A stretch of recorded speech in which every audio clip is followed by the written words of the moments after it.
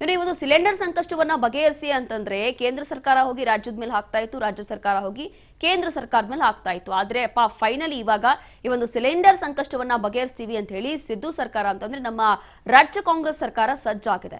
ಅಂತೂ ಇಂತೂ gas agency ಜೊತೆಗೆ ಸಭೆ ಮಾಡ್ತೀವಿ ಅಂತ ಹೇಳಿ ಮುಂದಾಗಿದ್ದಾರೆ. ಇಂದು ಗ್ಯಾಸ್ ಏಜೆನ್ಸಿ ಮಾಲೀಕರ ಸಭೆಯನ್ನ ಕರೆದಿರುವಂತದ್ದು.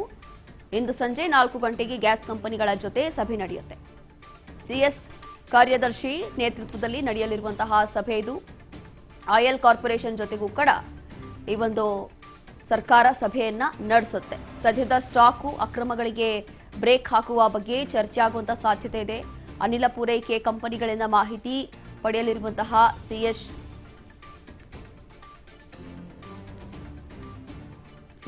ಶಾಲಿನಿ ರಜನೀಶ್ ಅವರು ಈ ಕುರಿತು ಎಲ್ಲ ಮಾಹಿತಿಯನ್ನ ಪಡೆಯಲಿದ್ದಾರೆ. ಸಿಎಸ್ ಕಾರ್ಯದರ್ಶಿ ನೇತೃತ್ವದಲ್ಲಿ ಒಂದು ಸಭೆ ನಡೆಯುತ್ತೆ. ಅಂತೂ ಇಂದು ರಾಜ್ಯ ಸರ್ಕಾರದಿಂದ ಈ ಒಂದು ವಿಚಾರವಾಗಿ ಫೈನಲಿ ಚರ್ಚೆ ಮಾಡೋಣ, ಚರ್ಚೆ ಮಾಡಿ ಅದಾದ ನಂತರ ಏನೋ ಒಂದು ಪರಿಹಾರಕ್ಕೆ ಮುಂದಾಗಬಹುದು ಅಂತ ಹೇಳಿ ಈಗ ಸಿದ್ದರಾಮಯ್ಯ ಅವರ ಸರ್ಕಾರ ಏಜೆನ್ಸಿ ಮಾಲೀಕರ ಜೊತೆ ಅಂದ್ರೆ ಇಂದು ಗ್ಯಾಸ್ ಏಜೆನ್ಸಿ ಮಾಲೀಕರ ಜೊತೆ ಸಭೆಯನ್ನ ಕರೆದಿದ್ದಾರಂತೆ. ಇವತ್ತು ಸಂಜೆ 4 ಗಂಟೆಗೆ ಗ್ಯಾಸ್ ಕಂಪನಿಗಳ ಜೊತೆ ಸಭೆ ನಡೆಯುತ್ತೆ. ಸಿಎಸ್ ಕಾರ್ಯದರ್ಶಿ ನೇತೃತ್ವದಲ್ಲಿ ನಡೆಯಲಿರುವಂತಹ ಸಭೆ ಇದು. ಸಿಎಸ್ ಕಾರ್ಯದರ್ಶಿ ಶಾಲಿನಿ ರಜನೀಶ್ ಅವರ ನೇತೃತ್ವದಲ್ಲಿ ನಡೆಯಲಿರುವಂತಹ ಸಭೆ ಇದು. ಆಯಿಲ್ ಕಾರ್ಪೊರೇಷನ್ ಜೊತೆಗೂ ಕೂಡ ಇವತ್ತು ಸರ್ಕಾರ ಸಭೆ ನಡೆಸುತ್ತೆ.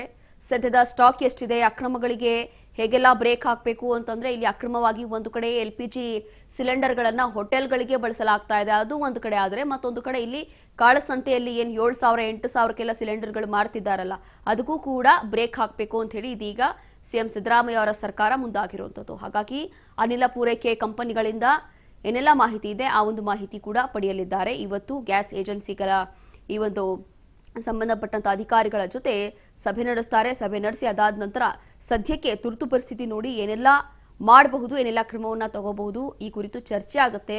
ಚರ್ಚೆ ಆದ ನಂತರ ಎಲ್ಲವೂ ಕೂಡ ತೀರ್ಮಾನ ಆಗುತ್ತೆ. ಇವತ್ತು ಸಂಜೆ 4 ಗಂಟೆಗೆ ಗ್ಯಾಸ್ ಕಂಪನಿಗಳ ಜೊತೆ ಸಭೆಯನ್ನ ಮಾಡಿಕೊಂಡಿರುವಂಥದ್ದು. ಸಭೆ ಮಾಡಲಾಗುತ್ತೆ. ಅದರಲ್ಲೂ ಕೂಡ ಸರ್ಕಾರದ ಮುಖ್ಯ ಕಾರ್ಯದರ್ಶಿ ಆಗಿರುವಂತಹ ಸಿಎಸ್ ಶಾಲಿನಿ ರಜನೀಶ್ ಅವರ ನೇತೃತ್ವದಲ್ಲೇ ನಡೆಯಲಿರುವಂತಹ ಸಭೆ ಇದು. ಇಂದು ಗ್ಯಾಸ್ ಏಜೆನ್ಸಿ ಮಾಲೀಕರ ಜೊತೆ ಸಭೆ ನಡೆಯುತ್ತೆ. ಅಂತೂ ಇಂತೂ ಫೈನಲಿ ಗ್ಯಾಸ್ ಏಜೆನ್ಸಿ ಜೊತೆ ಸಭೆ ಮಾಡಲಿಕ್ಕೆ ಸರ್ಕಾರ ಮುಂದಾಗಿದೆ. ಈ ಕೆಲಸ ಬಹುಶಃ ಆರಂಭದಲ್ಲೇ ಮಾಡಬೇಕಿತ್ತು, ಆದರೆ ಇಷ್ಟೊಂದು ತಡವಾಗಿ ಅದು ಯಾಕೆ ಮಾಡ್ತಿದ್ದಾರೆ ಅಂತ ಹೇಳಿ ಗೊತ್ತಿಲ್ಲ. ಆದರೆ ಫೈನಲಿ ಸುಮಾರು 17-18 ದಿನ ಆದಮೇಲೆ ಎಲ್ಲವೂ ಕೂಡ ರಾಜ್ಯದಲ್ಲಿ ಅಲ್ಲೋಲ ಕಲ್ಲೋಲ ಆದ ನಂತರ ಇವ್ರಿಗೆ ಕಣ್ಣಿಗೆ ಕಾಣಿಸ್ತಾ ಇದೆಯೋ ಏನೋ ಗೊತ್ತಿಲ್ಲ. ಹೌದು, ಈಗ ಕೇಂದ್ರ ಸರ್ಕಾರಕ್ಕೆ ಸಿದ್ದರಾಮಯ್ಯ ಅವರ ಸರ್ಕಾರ ಪತ್ರ ಕೂಡ ಬರೆದಿದ್ದಾರೆ. ಅದಾದ ನಂತರ ಈಗ ಈ ಒಂದು ಸಭೆಗೆ ಸಿದ್ದರಾಮಯ್ಯ ಅವರ ಸರ್ಕಾರ ಮುಂದಾಗಿರುವಂಥದ್ದು.